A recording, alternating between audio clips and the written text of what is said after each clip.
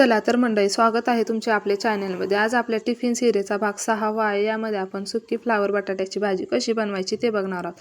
त्यासाठी फ्लावर बटाटा मी 10-15 मिनिटांसाठी शिजून घेतलेला आहे पातेल्यामध्ये। नंतर त्यामध्ये पाणी टाकून त्याला चांगलं 2 पाण्याने स्वच्छ धुवून घ्यायचे। लसूण सोलून घेतलेला आहे। लसूण आता आपण खलबत्त्यामध्ये ठेचून घ्यायचा आहे, थोडासा जाडसर असा बघा अशा प्रकारे। नंतर लगेच हिरव्या मिरच्या घ्यायच्या आहेत। हिरव्या मिरच्या अशा मीडियम साईजच्या कट करून घ्यायच्या आहेत। जेवढं तिखट आपण खातो तेवढ्या प्रमाणात हिरवी मिरची घ्यायची आहे।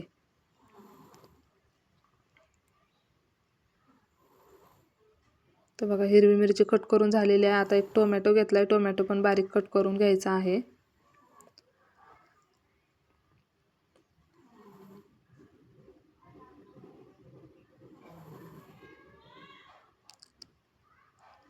नंतर लगेच गॅसवरती कढई ठेवून घ्यायची। कढई आपली चांगली गरम झाली की त्यामध्ये आवश्यकतेनुसार तेल टाकून घ्यायचं।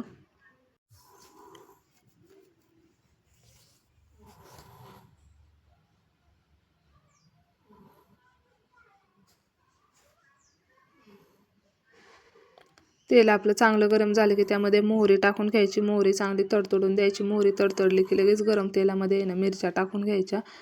मिरच्या टाकल्या की लगेच त्यामध्ये ठेचलेला लसूण टाकून घ्यायचा आणि मिरची लसूण तेलामध्ये मस्त दोन्ही चांगलं परतून घ्यायचं। छान वास येतो बरं का त्याचा फोडणीचा।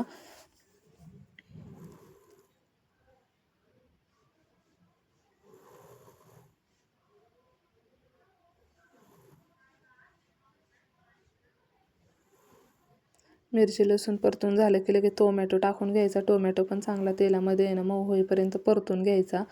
थोडंसं एकदम मीठ टाकून घ्यायचं मसाल्यांसाठी आपल्या।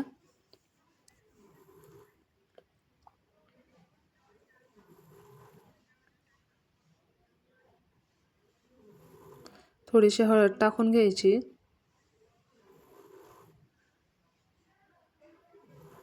आणि नंतर लगेच आपण शिजवलेला फ्लावर बटाटा टाकून घ्यायचा।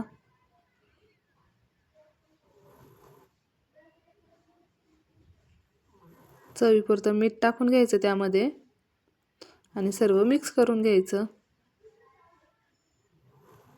आणि आता जे थोडंसं पाणी दिसतंय फ्लावरमध्ये ते पण आपण आटून घेणार आहोत।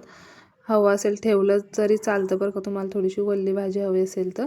पण मी आता थोडं आटून घेणार आहे ते पाणी। बघा आता पाणी पण आपलं आटत आलेलं आहे आणि भाजीला मस्त कलर पण आलाय आपल्या। तर बघा अशा प्रकारे पाणी आता आटत आलेलं आहे त्याचं। आता वरतून थोडंसं तेल टाकून घ्यायचं आणि पुन्हा परतून घ्यायचं तेलामध्ये।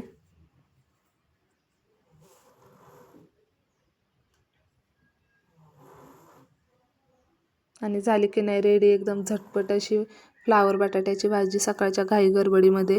तर आता टिफिन भरून घेऊया। रेसिपी आवडली असेल तर व्हिडिओला लाईक करा, व्हिडिओ शेअर करा आणि आपल्या चॅनलला लवकरात लवकर सबस्क्राईब करून घ्या।